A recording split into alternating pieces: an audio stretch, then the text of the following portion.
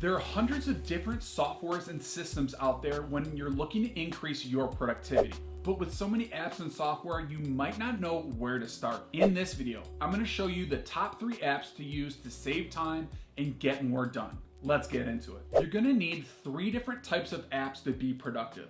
1, a task and project management app for all of your tasks, goals, and projects, and it's going to be a central hub for everything you have to do. 2, a digital calendar app where you can schedule and plan out your time.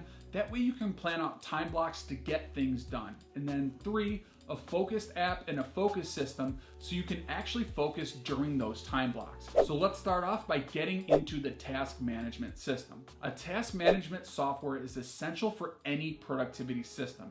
Now there are a ton of different great softwares out there, including Trello, Asana, Notion, Todoist, ClickUp, Monday.com, just to name a few. I personally use Trello, but you can use any of these. And a task management software is going to allow you to get everything out of your head and into a central system. Having everything in one central place is a game changer because you can do away with all of those scattered to-do lists. One of the keys to stress-free productivity is constantly getting things out of your head so you don't have to remember them. And that's where the task management system and software comes into play. Once things are out of your head and into the software, now you can start arranging them or prioritizing them in a way that makes you most productive.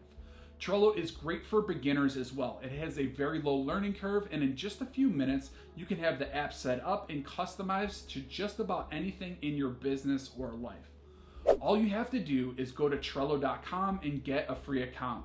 And the free version is going to have every feature a beginner would ever need. But no, this video is not sponsored. I wish it was, but it's not. Once you have the software set up, you need to add a productivity system or a workflow into it. Now, I don't have time in this video to go over the entire workflow, but I do have a free guide called the Productivity Starter Kit, which walks you through how to do this within Trello. It's a free guide with some exclusive videos, and the link is in the description below. So go and get Trello and then set up a free account.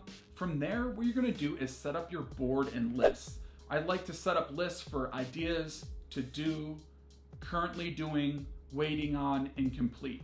From there, put all of your tasks and projects into the list with cards, and then you're off to a good start. If you're looking to learn Trello from the ground up, I have a ton of videos on my channel and a customized playlist I'll link in the description below. Now that you have your task management set up, now it's time to customize your schedule with a digital calendar. So the second software is a digital calendar. And it might sound simple, but you might be surprised how many people don't use a calendar at all. And there are a lot of advantages to using a digital calendar, including integrating and syncing your task management software with the digital calendar.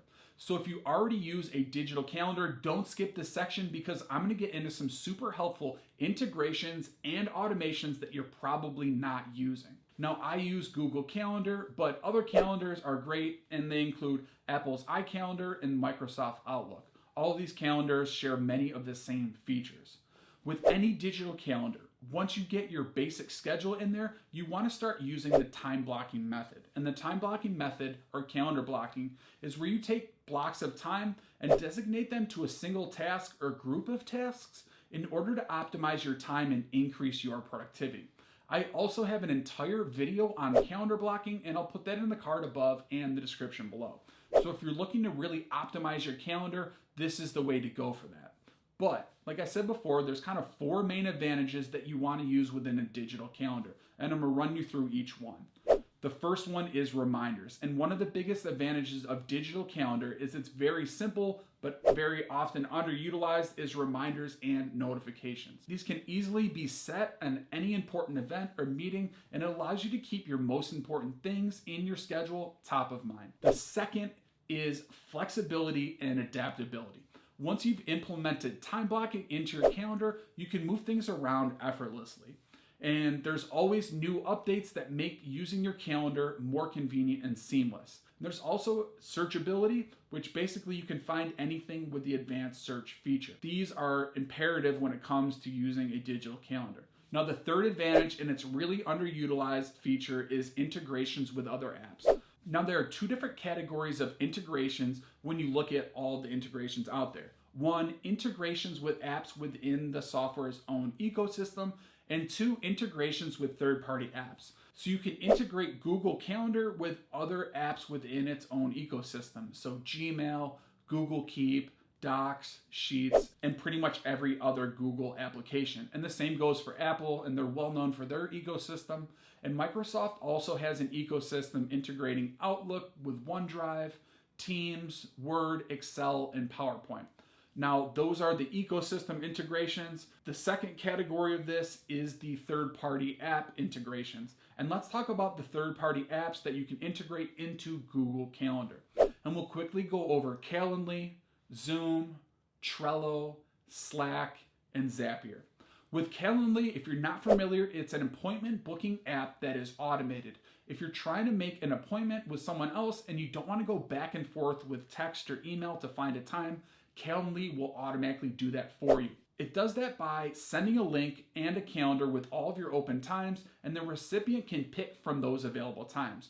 From there, it automatically sets an appointment in your Google Calendar, and if it's a virtual meeting, it will create a Zoom or Microsoft Teams meeting link. This alone can save you a ton of hours per month of booking appointments and unnecessary communication. Another integration is Zoom, which is an app you can integrate right into Google Calendar. Once it's integrated, you can quickly set up meeting times for virtual meetings at the touch of a button. Another app you can integrate is Trello, and it has some great integrations with Gmail. You can create new cards without leaving your inbox, whether it's on the web or on your Gmail mobile app. And let's say you're tracking sales leads or managing customer feedback or even organizing an event. The Trello for Gmail add-on is a great way to organize your inbox and make sure nothing important that you need to do gets lost in your email. The fourth integration we'll talk about for Gmail is Slack. Slack has a great integration directly into Google Calendar. Once it's set up, Google Calendar can automatically update your Slack status, adjust notifications, and send reminders. You can also create Google Calendar events within Slack and respond directly with event invitations. This creates a more seamless experience between apps when you have these types of integrations. The last integration I want to talk about is Zapier. When you integrate Zapier into Gmail, you open your workflow and systems up for automations, which is my fourth advantage of a digital calendar. Basically, an automation has a trigger and an action. And let me give you an example of this. So if something is done in app number 1, which is the trigger, then something is automatically done in app number 2, which is the action. Zapier allows you to automate between the most popular apps out there. So Google Calendar plus Zapier can automate tasks in Trello, ClickUp, Zoom, Notion, Google Sheets, Slack, Asana, Todoist, just to name a few. And right now there's over 5,000 plus apps you can automate, and that list grows each month. Now, what does that all mean? Let me show you an example of how a workflow with automations built in works. Let's say you run a personal training business and you want to automate the entire onboarding process of a new client. And this is how you would do it. And I'll pull up this graphic. So let's say the client buys the training service in an app called Kajabi. Once the product is purchased, it triggers a client's profile to be created in Trainerize, which is the app that all the workouts are stored in. From there, Gmail will send out an email that has a calendar link for their onboarding call. From there, a task is created in your to-do list in Trello. So if you're doing any back-end administrative work, you can handle that there. Then Google Sheets will add the client's information into the sheet where you track all your sales. From there, that triggers creating a new folder in Google Drive with the client's name, and then it finds all of the onboarding information, like maybe an onboarding packet, and it copies that and puts that into the client's folder. Now, Zapier is going to automate all of that within seconds, where if you were to do all of that yourself, it would take you an hour of constantly switching between apps, which is a complete waste of time in this case. Now, take that example and apply it to your situation with the apps that you use. Hopefully, you can see how powerful these automations are and how much time it can save. The third software is the Pomodoro timer, which is where you can apply the Pomodoro method. The Pomodoro method is the #1 method I use to keep focused during my work sessions. It's definitely the key to my productivity. If you're easily distracted or constantly procrastinate, this is the answer. And here is a graphic showing what the Pomodoro method is. It's 25 minutes of focused work with 5 minutes of rest, followed by 25 minutes of focused work and another 5 minutes of rest, and you repeat that until you get one full round, And at the end of that, you get 25 minutes of rest. The benefits of the Pomodoro method is you're going to increase focus and decrease distractions, which is ultimately going to increase your productivity. This strategy is so simple, yet so effective. Now you can use different softwares for this, but my favorite app is Focus Keeper. It's an app on your phone where the time intervals are already set up. You just download the app and then hit the start button. Or if you don't want to download an app, you can use the timer on your phone and that works just as well. All you really need is a clock with a countdown timer and you should be good to go with the Pomodoro method. Question of the day. Now that you've gone over the 3 softwares and systems, which software do you plan on adding to your productivity workflow? Let me know in the comments section below. I'm curious to see what software stack you guys use for your own productivity, and I'll drop mine down in the comments as well. Like I mentioned earlier in this video, if you're looking to get started with productivity, I put together a quick guide for you, and it's the best place to start when starting your productivity journey. Download the free productivity starter kit. In under 12 minutes, you can save up to 6 hours per week. I not only show you how to set up the apps, but I also give you the productivity systems to apply as well. It's free and the download link is in the description below. So if you found value in this video, hit the like button and consider subscribing to the channel for more productivity and time-saving tips. Until next time, stay productive.